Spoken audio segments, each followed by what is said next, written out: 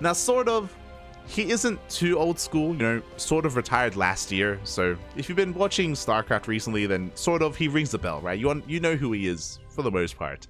StarNaN, he retired at the end of Heart of the Swarm. He competed for a very long time. StarNaN was, you know, a pretty competitive player in Sweden, one of the best in Sweden.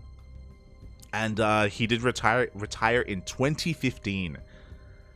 Oh my god, like eight years ago.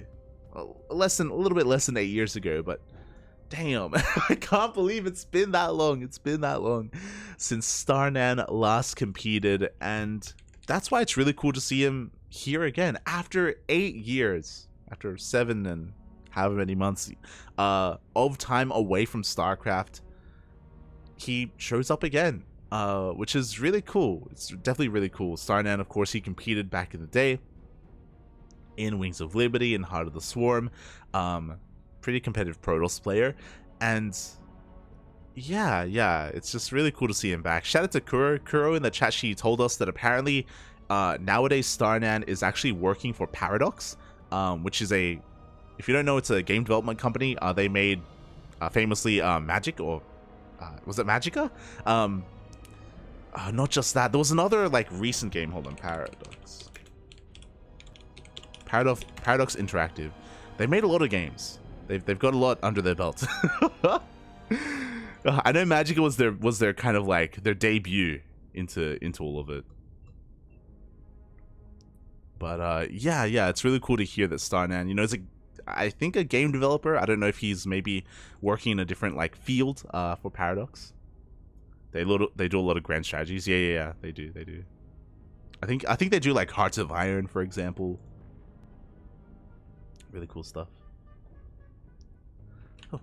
And we'll see how the veteran, how the game developer does here against the captain himself, against someone of the caliber of Harstem in a PvP. Oh boy. Harstem, go easy on him, Papi. It's been 8 years, Papi. It's been 8 years. Don't go full Lambo. Like, Lambo didn't hold back. Lambo had like some pent-up aggression against sort of like, yo, I remember back in the day you clowned on me, now it's my turn. Hopefully we don't have the same here. We'll see. As spawning in the top right hand corner, we have the red Protoss player from the land of the Netherlands, representing Shopify Rebellion. It is Harstem. And spawning in the bottom left-hand corner, we have his opponent. We have the Swedish Protoss player, the old school retired player. He last competed 8 years ago. It is StarNaN. He didn't even play Legacy of the Void. Or maybe he played the beta. Maybe the beta of Legacy of the Void, but damn. Oh, God. I am curious. I'm very curious if he has been practicing leading up to this, leading up to DreamHack, leading up to this tournament. I wonder what kind of form he is in. I'm very curious to see how far he was able to kind of grow as a player. As it's one of those things where obviously he knew ahead of time that he was going to be in DreamHack Young Shipping. But like, how long has he been laddering? A week? 2 weeks? A month? Like, how much preparation was put into this? I am very curious, as this is already crazy. StarNaN's going for a gate expand. This is not legal. Oh no. This is not allowed, Papi. Oh boy. Oh, this isn't gonna go well. Okay. All right. Bold move, Papi. Bold move. StarNaN going for a gate expand on Ancient Cistern. This is legal on maps like on ramp maps like Altitude, for example, or Altitude's the big one. Babylon as well, of course. Babylon on Gressman. This is such a risky move. We'll see if Harstem punishes him, because this can be punished quite hard. We are going to be opening up here with double Adept. So we're going to be testing the control of StarNaN to see if he can wall off in time. StarNaN delays his expansion. He goes for a Stargate first, which is going to be scouted and confirmed by Harstem as well. We even force out the first Zealot here to chip away at this probe and to eventually take down this pylon. So this is just a really greedy start here from StarNaN. Very greedy indeed, and Harstem may be looking to punish. He throws down a Stargate of his own as well. Oh, looks like we did have a pause at some point. Let's go, let's go. Did have a pause at some point, but it's all good. Did come back. And I am excited. I'm excited to see the dynamic here. Harstem is going to be going for an Oracle first. Look at the vision of StarNaN. He did see the Stargate, and oh, he's going into the Phoenixes. Let's go, Poppy. Let's go. So this is a bold move by Harstem. Even though he knows that StarNaN is going for a Stargate, he gambles and he goes for an Oracle. StarNaN gambles correctly and goes for a Phoenix, so he will have that to shut down that first Oracle. We'll see if he can pull it off. Meanwhile, Harstem still hasn't thrown down his Nexus, bear that in mind. His base is far later, insanely later compared to StarNaN. That's of course the advantage of the gate expand. As the units of the middle of the map are going to be skirmishing and StarNaN is going to be losing everything. A bit of an overextension. The Oracle does take part as well, and StarNaN will lose his Zealot, his Adept, and his Stalker, and he doesn't get anything in return. Oh, and he is in a lot of trouble. Warp Gate isn't done. There's two Phoenixes to defend against everything that Harstem has. Thankfully, we have a shield battery in the main base, so Harstem won't be able to do any damage here, but the wall isn't a wall. If the Adepts really wanted to, they could shade into the main base. Shield battery is under threat. Warp Gate is now done, so we're going to be able to warp in defensively, and these Phoenixes will be able to clean this up. I do think that Harstem, he missed an opportunity to shade into the main and punish the economy, so yeah, nice handling of the situation here by StarNaN. Very nicely done. As he's committed to the Phoenixes. Let's go. Oh my, and Harstem, man, this is a little bit disrespectful. He sees how many Phoenixes there are, and he makes a second Oracle anyway. He doesn't care, Poppy. He doesn't care. He's crazy. This is such a risky move from Harstem. It's such a gamble. His goal here, of course, is to keep them safe from these Phoenixes, and hopefully get some value with them later on. He does pull back with them. They will be kept safe for the time being in the main. StarNaN with a beautiful fan of his units as well. You love to see it. And he has been able to get away with that Nexus in the end. Has fallen behind with the worker count. I don't really know how that happened. I think StarNaN may have missed a couple of probe cycles. Oh. So he does have quite a worker deficit, even though he hasn't lost any probes either. Like, he lost his scouting probe, sure, but not too much else from there. Meanwhile, a couple of Adepts are going to be shading into the natural base. Harstem will be losing some of these probes, and this is pretty necessary damage. I was mentioning earlier that StarNaN did fall behind in the worker count, but this does help even things up. Meanwhile, the Phoenixes, they slip into the main. StarNaN making some moves happen. Let's go, Poppy. Harstem. He's ignoring the Phoenixes. He's moving out across the map. Blink is about to finish up. We do have 3 gates set up here from Harstem. Pretty aggressive overall. And we'll see what he can get done. He knows the Phoenixes are out of position. The Oracles are moving in.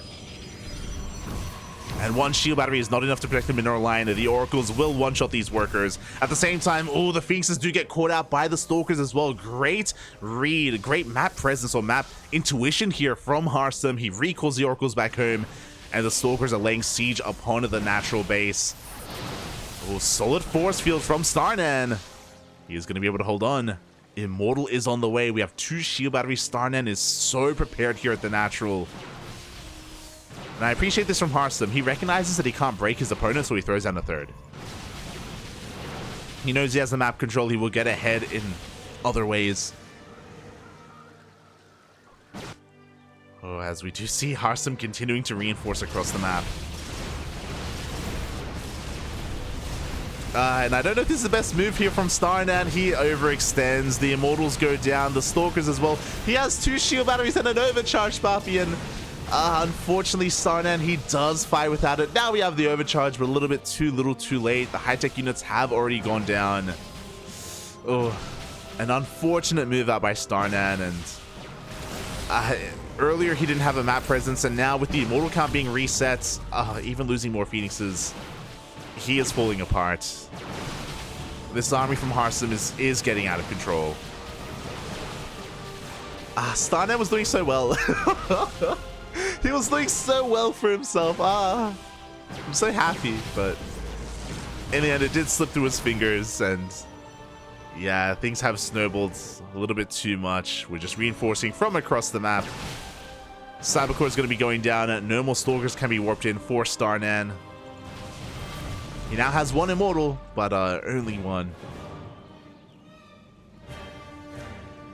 And I don't know how StarNaN is ever meant to expand and take a third. I don't know how he can ever break free from his natural. As Harstem just keeps on picking off units after unit, building after building. Even supply blocking StarNaN. And depowering the Robo as well. Yeah, and with that, we may be looking to just go in for the kill move. We just pick off whatever Stalkers we can. The Phoenixes as well. Meticulously picking his opponents apart. We blink on forward, and with that, there's nothing left here for StarNaN. He's got a couple of Stalkers. Another Immortal does pop out, but the natural has been compromised. Harstem is breaking through.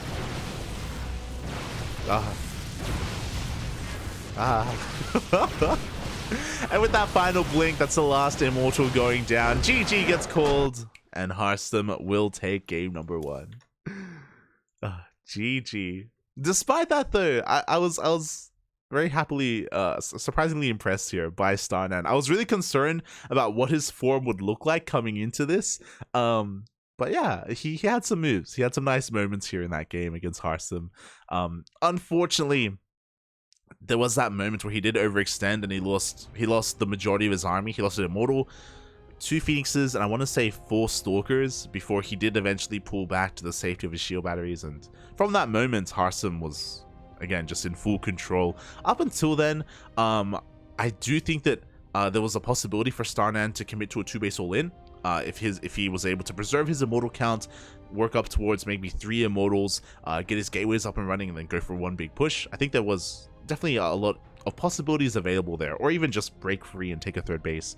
There was a lot available there for StarNaN, but alas, things did get out of hand very quickly, and from there, GG. Harstem does take the first game, and now we're going to be getting into game number 2. Let's go, let's go. Vámonos. Seeing the chat, StarNaN is good. Feels like a 6K pro. That's what I mean. Like I'm impressed. he hasn't competed in StarCraft in 8 years, and he wasn't looking too bad. Wasn't looking too bad at all. And here we go, spawning in the bottom right hand corner of Babylon. We have his opponents. We have the red Protoss player hailing from the land of the Netherlands, representing Shopify Rebellion. It is Harstem.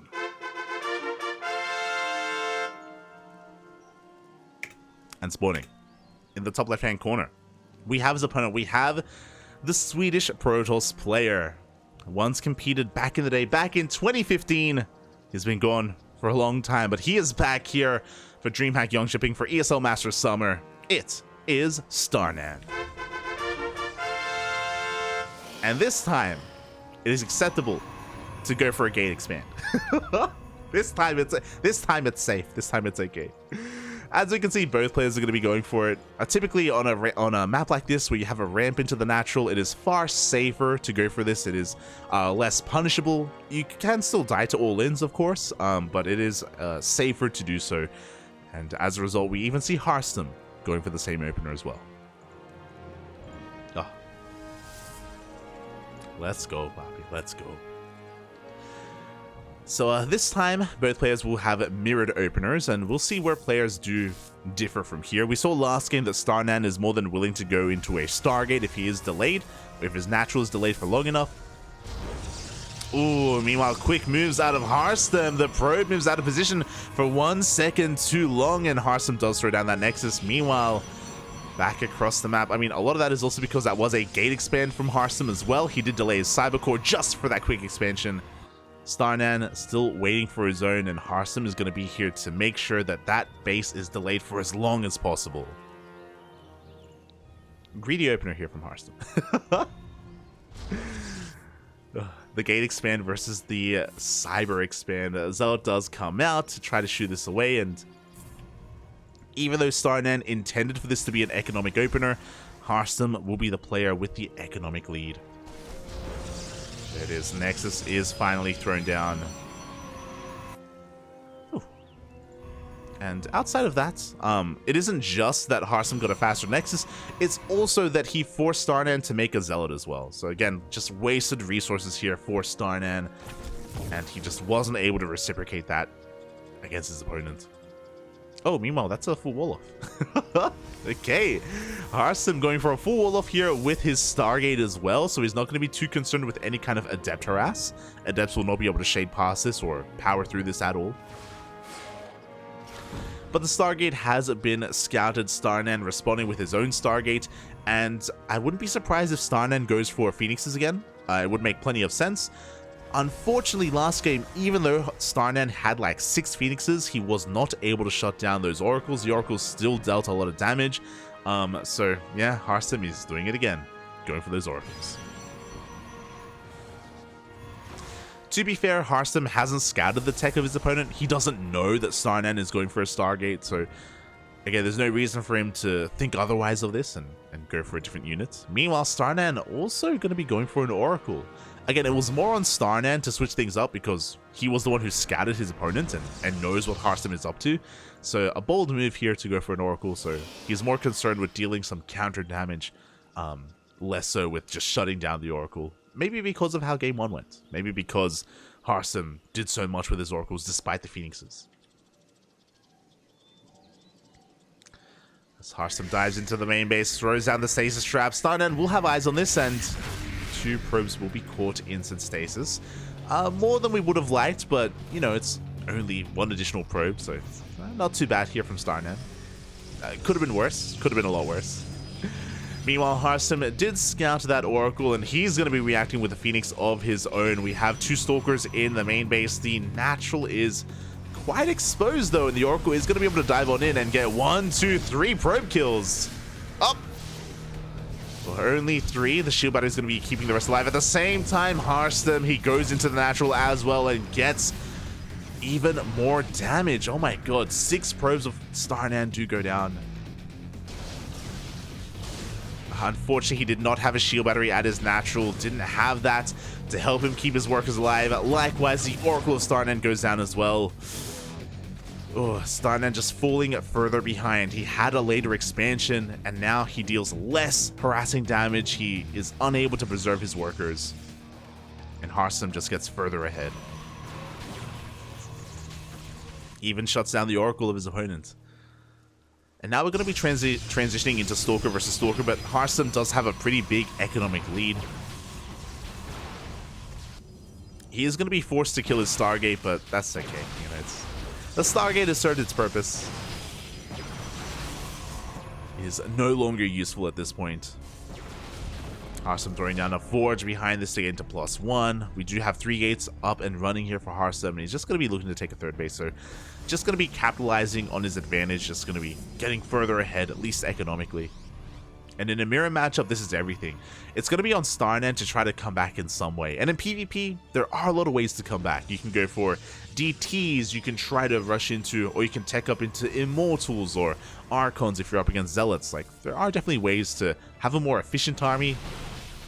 But before that happens, Harstem is pushing out across the map. His Phoenix comes in to help support as well. He will lose it, but he does get a Stalker in the end, and that may be all that he needs as he's looking to break through this defensive line. StarNaN is being zoned away from his own 3rd base, and Harstem is going to be able to get a couple of pod shots in. Gets a sentry as well. Not just a sentry, but a couple of Stalkers. Yeah, even though StarNaN has Blink as well, he hasn't been able to keep up here with the control of Harstem. Loses another Stalker. And Harstem, this is getting a bit out of hand. I was about to say that, you know, at least StarNaN has a Dark Shrine on the way, but no, it's Harstem. Harstem has a Dark Shrine on the way, so again, he knows how to get ahead, and it's like, you know what? It's not just when behind Dark Shrine, it's anytime Dark Shrine. Why not, mate? Why not just make some DTs? As that third base is compromised, we see StarNaN trying to muster up an army to protect his third, but it's too little, it's too late. The base will go down. So the base will go down. We should get a couple of volleys towards the end. Are we really backing up? Harstem. Oh my god. Okay, he allows StarNaN to hold on to his third. He's merciful, pal. He's merciful. He totally could have killed that base if he wanted to, but alas, he does back off for the time being. Lets it get a little bit saturated. We have shield batteries on the way. Harstem can dive in and get a kill. He can still do that if he so wishes. But it looks like he will back off. Behind this, here come the DTs. Oh boy, do we have any detection? The answer is no. We don't have an Oracle, we don't have a Robo, we don't have an Observer. These DTs may just straight up end the game. It's one of those things in PvP where the DTs show up and there is no answer. Probes are falling left and right. GG gets called, and Harstem will take the series 2-0. Really, Harstem, he just wanted the game to go on long enough to make some Invisible Man. He wanted the Invisible Man to get the killing blow. GG, well played.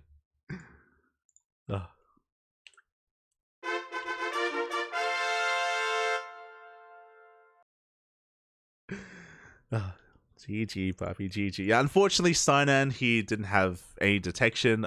If you remember, his Oracle died earlier, so he didn't even have the Oracle. And even if he tried to chrono out an Oracle as his probes were dying, or when the DTs were revealed, by the time the Oracle comes out, I mean, it's already game-ending damage. It's already just a critical amount of damage dealt to StarNaN, so GG. The Invisible Man does win it here for Harstem, but even without that, like, he was already in a really good position that game. Like, he was already far ahead. And yeah, congratulations, Harstem moves on to next round. But I want to give a shout out to StarNaN because, especially in game 1, less so in game 2. Game 2 was more one-sided, but game 1, StarNaN was able to hold his own for a while. He was able to hold his own against Harstem, and that's really respectable, especially considering how long StarNaN has been away from the game. For him to come back and at moments look pretty good is, yeah, really impressive stuff, and I'm happy to see that. I'm happy to see that, definitely. GG. For the record, he did keep his third. He did. That's, yeah. It did survive. For no reason. Again, if Harstem wanted to, he could have killed it. But it did keep it alive. There you go. There you go. The power of StarNaN. Let's go, Puffy. Let's go. Harmless Invisible Man. True. But with that, we are now halfway through the broadcast. We just wrapped up 3 of our series, and we have 3 left. 6 in total. 6 best of 3s in total, and we are halfway through. We still have a lot right around the corner. And our next matchup, bit of a tease, is going to be a losers match. We saw both Night Phoenix and Sort of lose earlier today. Night Phoenix fell to Mana, Sort of fell to Lambo, and now they're in the lower portion, or they're in the elimination match of this group. One will advance on, the other will be eliminated, and that's going to be a pretty interesting PvZ. I'm pretty excited. I do think that they are maybe closer in skill than the previous round opponents, so I do hope for more back and forth in the end. But until then, we are going to be going on a short break. When we return, we'll have the second half of the broadcast. 3 more best of 3s will be brought before you. See you soon.